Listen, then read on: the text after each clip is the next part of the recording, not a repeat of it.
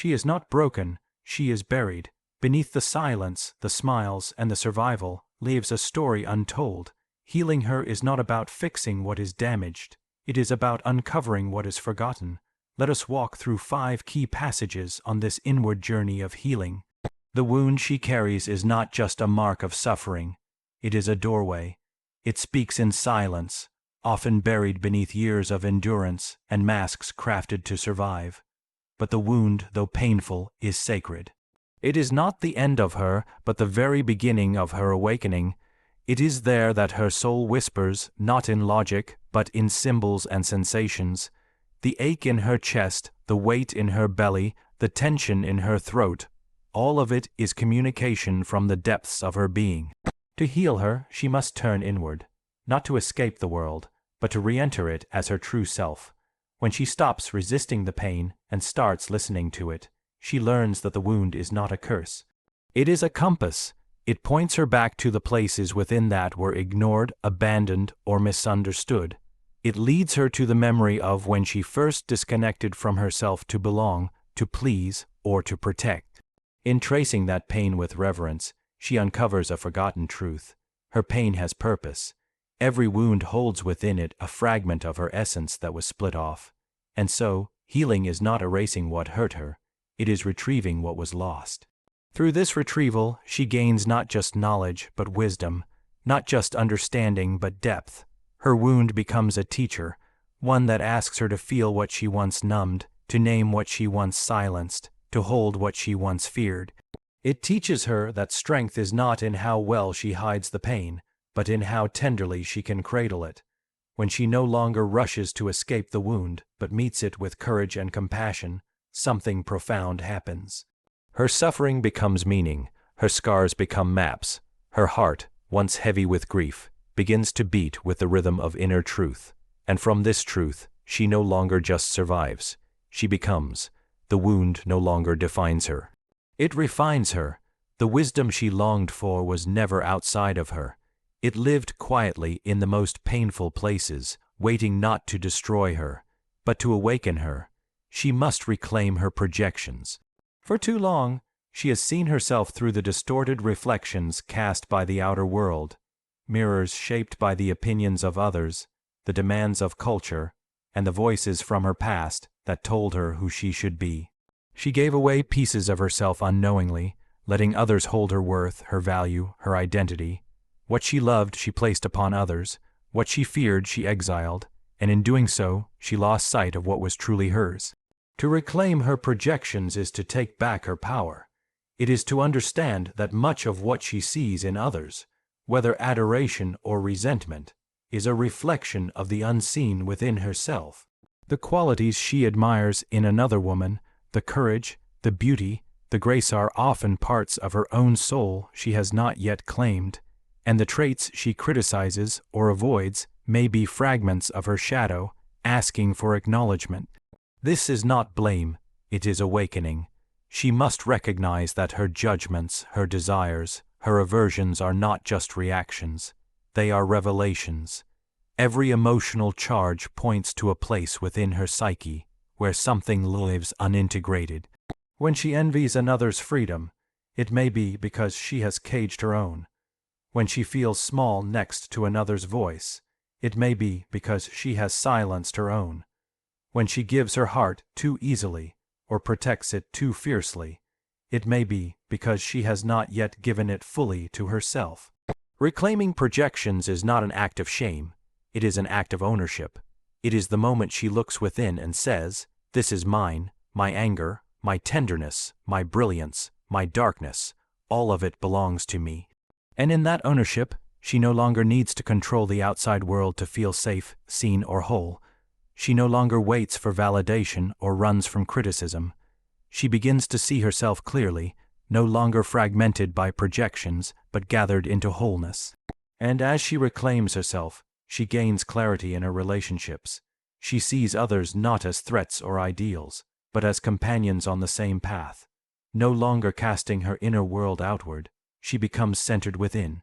She stops leaking energy trying to fix, change, or prove. Instead, she turns inward with reverence, gathering each projection like lost threads, weaving herself back together.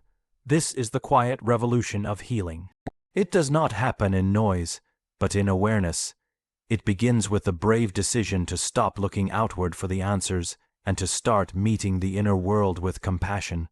When she reclaims her projections, she reclaims her reality. She stops being a character in someone else's story and becomes the author of her own. She has spent much of her life trying to be good, trying to be acceptable, trying to be enough. In the process, she has banished parts of herself into the dark. The anger she was told was too much. The desire she was told was dangerous. The ambition that made others uncomfortable. The wildness, the grief, the intuitive knowing. Each one exiled into silence. These parts did not disappear. They became her shadow. And the shadow, though hidden, never sleeps. It watches, it waits, it acts out in whispers and in screams, asking to be seen. But the world has taught her to fear the shadow, to shame it, to reject it. And so, she has chased light in the hope that if she shines brightly enough, the darkness within will disappear. But healing does not come from denying the dark. It comes from entering it. She must stop running from the shadow and begin walking toward it, not as an enemy, but as an old companion, forgotten but not gone. The shadow holds her authenticity, her creative fire, her truth unfiltered. It is not evil, it is unlived life. It is where the essence of who she is has been buried beneath who she was told to be. When she ignores her shadow, she fragments. She becomes two selves, the one she performs and the one she hides. But when she meets her shadow with compassion, something remarkable happens. The fragments begin to speak. They do not ask for punishment. They ask to come home. She may meet the part of her that is jealous and discover it is really longing to be chosen. She may meet the part that lashes out and find a little girl who was never heard. She may meet the part that manipulates and find a soul that learned survival in a world that didn't feel safe. These parts are not flaws. They are the remnants of her resilience. They are the chapters of her becoming that were simply never given a voice. As she brings awareness to the shadow, it loses its grip. What was once projected onto others now becomes integrated into her being. The woman who once felt shame becomes the woman who carries depth. The woman who once denied her rage now uses it as a compass for her boundaries. The woman who once feared her power now channels it with purpose. She becomes whole not by becoming perfect, but by becoming real. This is the sacred paradox. Her wholeness is not in being all light. It is in holding both the dark and the light in the same hand. To reject the shadow is to reject a part of her soul. To embrace it is to become sovereign, and in this embrace, she no longer lives in pieces.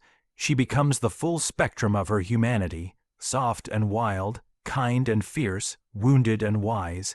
Healing her is not about polishing the mask, it is about removing it. It is about descending into the places that scared her, and discovering that what lives there is not a monster, but a mirror. The shadow was never her enemy, it was her invitation. An invitation to return to herself, not as a reflection of who others wanted her to be, but as the embodiment of who she was always meant to become. The feminine soul does not speak in linear lines or neat definitions. She speaks in curves, in images, in subtle echoes that rise from the depths rather than the surface. She is not interested in facts alone. She is drawn to meaning, to feeling, to the essence that cannot be named but only known. Her healing does not come through explanation. It comes through recognition, through remembering. She does not find herself through the intellect alone, but through the language of symbols that stir her ancient memory. She dreams in archetypes, the serpent, the ocean, the moon, the rose. These are not just metaphors to her. They are keys to inner doors long closed. When she sees them, feels them, or senses them, something inside her awakens. Symbols bypass the conscious defenses, moving through her like whispers from the soul, asking her to see with more than just her eyes. They help her name the nameless, feel what she couldn't speak, and touch what she had forgotten she carried. The feminine soul moves in cycles. Like the moon that disappears to be reborn, she too sheds skins in silence and finds new ones in stillness. She is lunar, intuitive, reflective. Her healing path is rarely straight, it spirals, doubling back not as regression but as deepening. When she tries to walk the path of logic alone, she becomes exhausted. But when she begins to trust the image, the feeling, the synchronicity, she finds herself held by something wiser than reason. Symbols offer her direction when words fail. A butterfly in a dream may tell her it's time to transform. A sudden rainstorm may mirror the grief that had no permission. A mirror that shatters in her imagination may not just mean destruction, but the end of illusion. She does not analyze these signs like equations. She listens to them like sacred songs. They are not decoration, they are communication. They are the voice of the unconscious rising to be heard. This is why her healing must be honored, not rushed. The feminine cannot be hurried or forced into a structure that does not suit her rhythm. She must feel safe to soften, to imagine, to trust the messages that do not come with proof, but come with presence. Healing her means giving her the space to explore the inner world without needing to explain it. It means trusting her when she says, "I feel something shifting," even when no evidence can be seen. The image is her medicine. The symbol is her doorway. She may not know why a certain flower calls to her or why a particular song breaks her open, but it does, and in that break, light enters. She does not need to justify what moves her. She needs to follow it. Because what moves her heals her. What stirs her soul brings her back to herself. When she begins to trust her symbolic vision, she stops living only from the outside in. She begins to live from the inside out. No longer does she search the world to tell her who she is. She listens to the symbols that arise from within and remembers. Her healing becomes not a task but a tapestry, woven from instinct, from image, from the sacred whispers that speak not in sentences, but in symbols of the soul. Her healing is not a return. It is a rebirth. Not a return to who she used to be, not a restoration of the version she was before the pain, but a sacred unfolding into someone she has never met before. This is not the healing that simply mends the surface. This is the deep, slow, inward alchemy that dissolves the false and births the true. The self that emerges on the other side of healing is not a repaired mask. It is the essence unveiled. For so long, she lived in fragments. She wore roles to be accepted, faces to be loved, masks to be safe. She learned how to smile when breaking, how to stay silent when her voice trembled to rise, how to disappear just enough to avoid being too much. But healing demands that she sheds what is not hers, the borrowed expectations, the stories of unworthiness, the armor she was praised for wearing. All must be laid down, piece by piece, like old skins that no longer fit the soul she is becoming. This kind of healing is not glamorous. It is raw. It is solitary. It is sacred. It happens in the quiet moments, when she sits with her grief instead of running from it, when she holds her anger without shame, when she forgives herself not because she was wrong, but because she finally understands.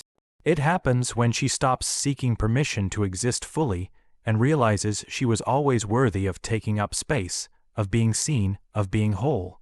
The birth of the true self is not a loud event. It is an inner revolution. It is the slow reclaiming of all that was denied, a rising from the ashes of every identity she once thought she had to be. It is the recognition that she is not defined by her pain, but shaped by the strength she found within it. Not shaped into perfection, but into presence, a presence that no longer needs to prove, impress, or please, a presence that simply is rooted, real, radiant. As she births this new self, she does not become someone else. She becomes more herself than she has ever been, the one who laughs without apology, the one who cries without fear, the one who no longer lowers her voice to be palatable or dims her light to be accepted. She becomes the woman she needed when she was younger. She becomes the home she was once searching for in others. The true self is not built, it is remembered. It was always there, beneath the trauma, beneath the conditioning, beneath the survival patterns. Healing strips away what is false so that the truth can breathe again. And in this breath, she no longer lives a life dictated by wounds or reactions. She becomes the conscious creator of her reality, choosing not from fear, but from alignment. Her healing changes everything. not just how she sees herself, but how she sees the world. She no longer chases what drains her. She no longer attaches her worth to what others withhold. She begins to live from within, rooted in a selfhood that is no longer negotiable. And from this place, she offers the world not a perfect woman, but a whole one, a woman who has walked through fire and returned with light, a woman who has turned pain into power and silence into song. The true self she births is not an image, it is a force, and once she meets this self, she will never settle for less again, because now she knows who she is, and nothing, not fear, not rejection, not the past, can take that knowing away.